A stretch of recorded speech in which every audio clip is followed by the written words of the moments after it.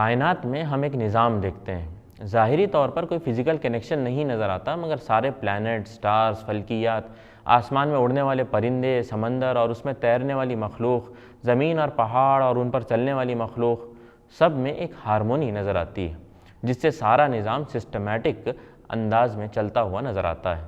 اس کے پیچھے کی ایک وجہ تسبیح ہے۔ سبحہ کا روٹ ورڈ 92 مرتبہ قرآن میں آتا ہے۔ السبح کے اصل معنی پانی یا ہوا میں تیز رفتار سے گزر جانے کے ہیں۔ میٹافوریکلی یہ لفظ فلک میں نجوم کی گردش اور تیز رفتاری کے لیے استعمال ہونے لگا ہے، یعنی عبادات الہی میں تیزی کرنا اس کے معنی ہیں۔ اس کے ساتھ ساتھ فلوٹ ہونے، سوئم کرنے کے معنی میں بھی استعمال ہوتا ہے۔ وَكُلٌّ فِي فَلَكٍ يَسْبَحُونَ، سب ایک ایک فلک میں تیر رہے ہیں۔ تسبیح کا لفظ قولی، فعلی اور قلبی ہر قسم کی عبادت پر بولا جاتا ہے۔ تسبیح کے سب سے کامن الفاظ سبحان اللہ ہیں۔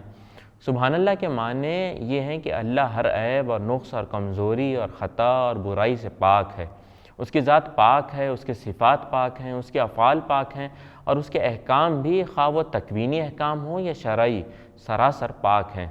جب کوئی اللہ کی پاکی بیان کرتا ہے تو وہ یہ اعلان کرتا ہے کہ اللہ پرفیکٹ ہے، اور اس پرفیکشن کے اعلان کے ساتھ ساتھ یہ بھی بات آتی ہے کہ ہم خود امپرفیکٹ اور خطا کار ہیں۔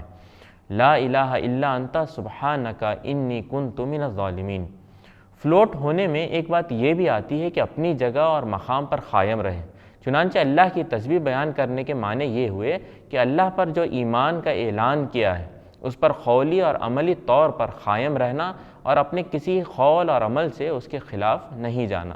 کائنات میں جتنی بھی مخلوق ہے، جن و انس کے علاوہ، وہ سب اللہ کی تسبیح میں ہیں، مستقل تسبیح میں ہیں۔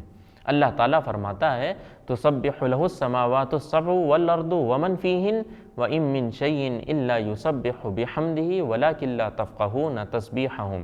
اس کی پاکی تو ساتوں آسمان اور زمین اور وہ ساری چیزیں بیان کر رہی ہیں جو آسمان و زمین میں ہیں۔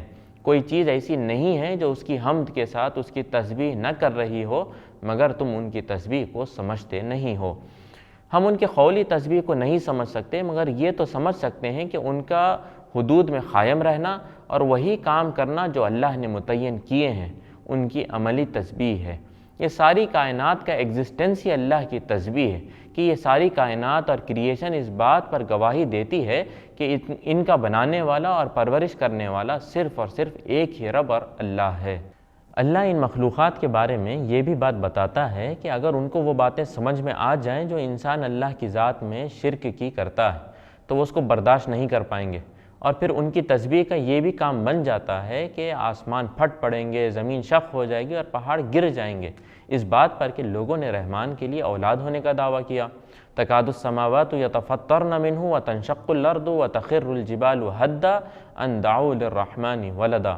تو آپ غور کریے کہ صرف اپنی جگہ کونے میں بیٹھ کر سبحان اللہ کہتے تسبیح کے دانے پھیرتے رہنے سے آخر تسبیح کیسے مکمل ہو سکتی ہے؟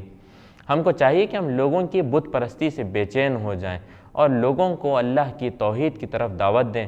یہ قولی، عملی اور دعوتی تسبیح کا یہ اثر ہوگا کہ ہم اپنی ذات میں بھی اور معاشرے میں بھی ہارمونی اور امن و سکون دیکھیں گے، گویا کہ ہم اطمینان کے ساتھ اللہ کی بندگی میں فلوٹ کر رہے ہیں۔